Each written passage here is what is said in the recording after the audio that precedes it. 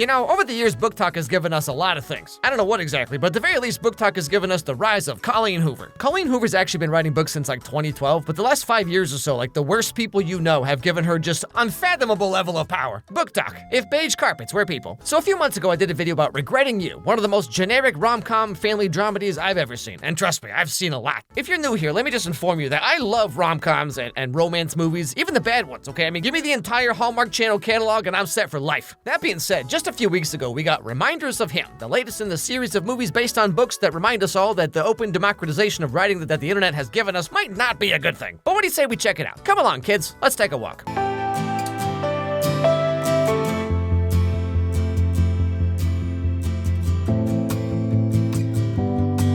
I'm sorry, I thought it said Heartbroken Entertainment. I was like, that's a little on the nose, isn't it? That's like if my videos were made by Cringe Millennial Productions.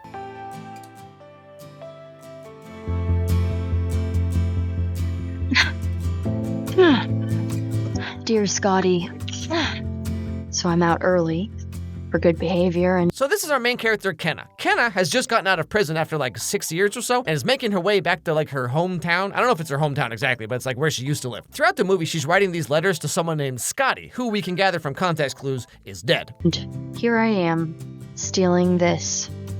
You always hated memorials, and now I hate them too. I hope it's not bad karma because I'm headed back to the place it all went wrong. Anyway, so being out of prison now and having nothing to her name, she's trying to find a job, and things aren't going so well, as you might imagine. We can't hire folks with a record, hon. It's policy. Okay, I'm sorry, but if diners and restaurants didn't hire people with criminal records, the entire industry would collapse. Have you seen who's working the kitchen at 5-star restaurants? Now, while Kenna's wandering around town trying to find work, she comes across an old dollar store where she apparently used to have a job. And here we get a little flashback about how she met Scotty. Just that. Come back soon. If you insist. I'm just working up the courage to ask you out. Oh my, I'm sorry, this is the worst meet cute I've ever seen. What is this banter? It's unfortunately against store policy for employees to date customers. Excuse me. I'd just like to return these plates. Oh, sure. And, I'm never shopping here again. Wow, such witty, much banter. It flows so naturally. But anyway, so having no luck at all finding a job, which to be fair, that's just kind of how it is for everyone these days. I mean, like, have you seen these job listings? Compensation, $1,000 a month. Commitment, you're not allowed any side job or any endeavor that distracts you from giving 100%, you know, for the job that pays $1,000 a month. I will micromanage you. This is not a 40-hour per week job. Expect calls at any time. After laying off 30,000 employees, Oracle has a new CFO who gets $30 million. This opportunity is not for people who need a stable, well-paying job. We're looking for someone who's willing to live the ramen instant coffee lifestyle and has a doctorate. What? So Kenna goes to the local bar, the only one in town, I assume, and runs into this tall, dark glass of dreams. A coffee. Coffee? Sure. Pretty impressive for not a coffee shop. Well, I'll be the judge of that. Well, I'd probably give it a solid 3 stars on Yelp. 3? That reaction was more like a 4, 4.5. So, apparently Colleen Hoover herself worked on the screenplay for this movie, and like, my dude, have you been on a date before? I'd give it 3 stars on Yelp. Your reaction was more like a 4.5. Yeah, dude, 4.5 is how many brain cells I have left after watching this movie. Colleen Hoover, more like Colleen Goober. I love how part of the fantasy of these movies is like, what if you, a smart, driven young woman who always has a sharp comeback, met a guy who also has endless witty one-liners? But then you go on like an actual date, you know, and it's like, I like to drink at Disneyland. Yeah, I like beer and Excel spreadsheets. I don't know what normal guys do for fun, actually. Funko Pops? Anyway, so this is another main character of our story, Ledger. It's like, no joke, his name is Ledger. And this is my brother, Some Dividend. Who? Hey, do you happen to be hiring? I could, up your Yelp game. Not right now. Sorry. Okay, don't even try and tell me that bars don't hire criminals either, okay? Take one look at this dude, and you know he definitely watches movies on one of those websites where there's like 4 different play buttons and you gotta find the right one or else your computer explodes. This dude for sure uses WinRare long after the 30-day free trial. You can't fool me. But so, Kenna's a little embarrassed, and so she leaves. But in her emotional devastation, she forgets her notebook. So she goes back to get them from the Ledger guy. I could walk walk you out back. It's closer. Wait, you mind if I get your number? What was it?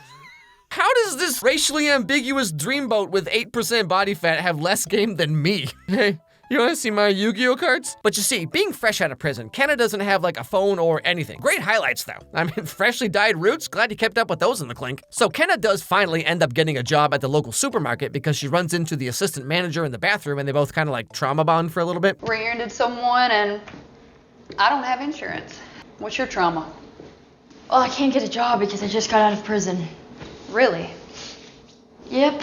You win. Wow, what a great foundation for a friendship. My life sucks. Oh yeah, well, mine's worse. Oh wow, so you want to come over and play Girl Talk Dateline? I also have Heartthrob. Choose your boyfriend. Now, as you learned a little bit here and there, Kenna was in prison for manslaughter because she was in an accident with her boyfriend. She left the scene and he died while she walked home. She found out later that she was pregnant and she gave birth in prison and hasn't seen her daughter like ever, not even for a single day. The daughter is currently being raised by the boyfriend's parents and like, whoa, hold on. Is that the mom from Gilmore Girls? And the dad from Get Out? The heck is this movie? And so, Kenna's back in town for one main reason, which is that she wants to finally see her daughter. Hey, how'd you know I lived around here? I'm not here to see you. Why are you here? Kenna. So Ledger now finally realizes who she is and like, oh, I can't believe you tried to ask her out. Bamboozled by a mediocre white girl once again. Open the door! Take your hands off! Get off Calm of me! down. You can't be here. Touch me! Wait, shut the door. What's going on? Everything's fine. So Ledger takes her back to her apartment, which is this like rundown hunk of junk building called Paradise Apartments, which like, that's how you know it's gonna be good. It's like when you're on a road trip and you have to stop at a local motel and it's like, Crazy Cooter's Roach Factory. What is Wi-Fi? Also, take note of how they live in this like slash and burned middle of nowhere Wyoming, okay? Ledger then leaves, but comes back a little bit later to check on Kenna because he goes back to talk to his coworker and then he's like, if it weren't for you, I'd be lying in a ditch somewhere. Maybe she's operating in the same gray area I was. So what, she's in the gray, now you want to be all black and white?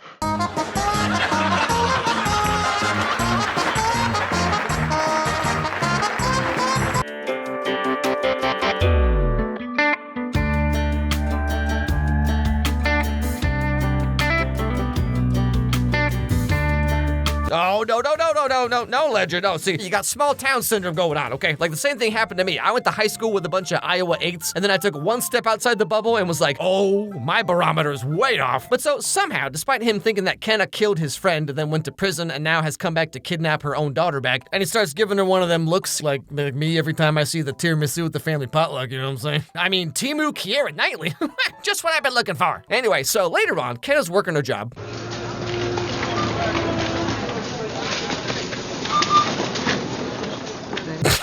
I'm sorry, what is this, like a random attempt at cinematography? Man, these Martin Scorsese movies really gone downhill.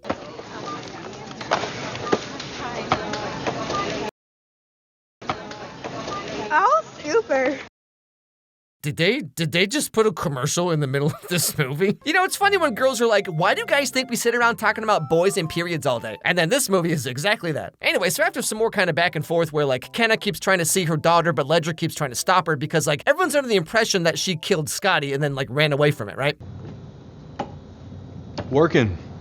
No, you're not. You're drinking a soda. What do you know about work? How many jobs have you had? Man, that is the greatest reception I've ever seen. The heck kind of data plan you giving this kid? I'm a kid. And what are you up to, kid? Going grocery shopping with Nana. Oh yeah, what store? Gee, I don't know, Ledger. Maybe the only one for like 100 miles? How many people live in this town? Like 58? What, you got like 14 Safeways or something? Right! Right, please! Please!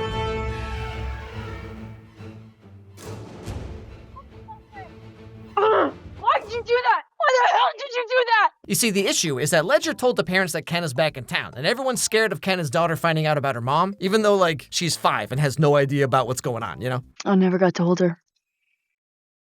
Stupid to assume that they would just let me be a part of her life. I want to meet the human that Scotty and I made. Oh yeah, also apparently her daughter's name is Diem. which actually, no joke, is short for Carpe Diem. Man, I hope y'all homeschool this kid because there ain't no way she's coming out of public school without like 7 complexes. What is it with these movies and giving characters the dumbest names? Like Diem, Ledger? Has Colleen Hoover ever like met a person? Tell me what she's like. She loves animals, especially dogs. She hates peanut butter. She hates peanut butter. Well, that's a waste of a kid. All right, send her back. Let's try again. So just to summarize here, Ledger gives her a part-time job at his bar, while she also works at the supermarket so she can like get some hours and get back on her feet, you know? I mean, hey, these outfits and highlights aren't gonna buy themselves. Inspiring. Woman who worked at the dollar store and went to prison for 6 years has fresh highlights and new designer outfits every day. Unexpected. Do you know how to wash dishes? 6 years experience. Okay. No, not gonna ask you to elaborate on that. Then the movie takes this weird turn where it's like a 2000s rom-com for a little bit. Like everyone's cracking jokes. They're both working at the bar, giving each other the look. You know, when you're kind of into someone, but you don't want to be too obvious about it, so you just kind of hit them with the...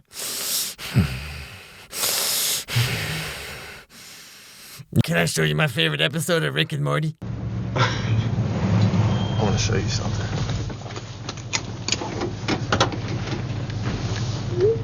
Take your phone.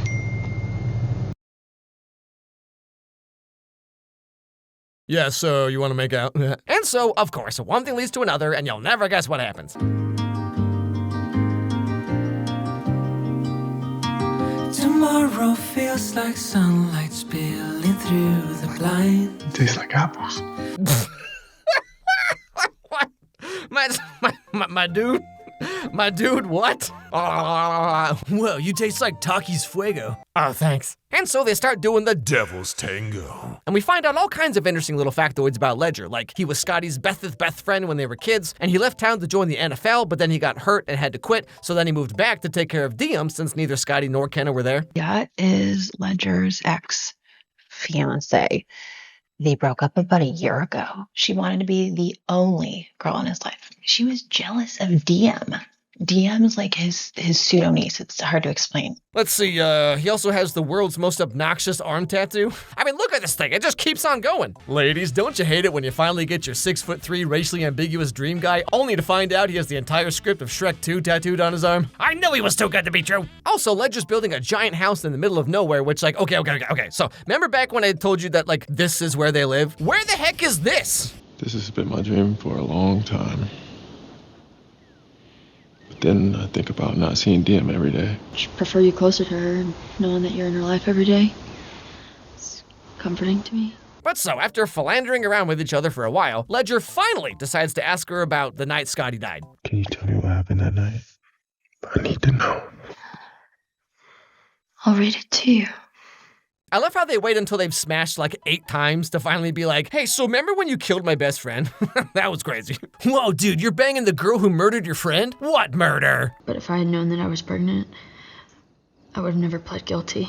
There was a before you, there was a during you, and I never thought there would be an after you. So the story goes that they had gone to a lake and they had some very normal Haribo gummies, I'm sure. And later on, she was driving while he was singing Coldplay. So I mean, that justifies the manslaughter right there, if you ask me. But anyway, she hit a rock, spun out, and she tried to get help, but no one came. And then the police kind of found her just like passed out in her own house. So because she was full of Haribo gummies, she got blamed for everything. And when she left to find help, she thought he was dead, but he wasn't, and might still be alive if she had done things like a little bit differently. How much did you have to drink? Are you on any other illegal substances? Did you call for help? Did you know he was still alive when you fled the scene? Did you know he was still alive when we found him? You know, this movie is so try-hard. It kind of reminds me of like Euphoria or like The Idol or something where like they're just piling on the melodramatic trauma. You will feel feelings, okay? And so the end of the movie, Ledger takes this letter that Kenna wrote and shows it to the parents. And this convinces them that maybe they were wrong about Kenna all this time, you know? And like, sure, they lost their son, but she's also lost a lot of things in her life as well. And so the least they can do is let her see her own daughter. I read what you wrote about that night. I guess I do believe Scotty would have wanted you to meet his daughter. Man, you know, this movie's such a waste of her talent. Like, she's known for being funny and charismatic and all that, and then this movie, she just cries. But so, Kenna finally gets to meet her daughter, and now she gets to experience the wonders of little kid conversations that are always like, Have you ever had a dream that you had you do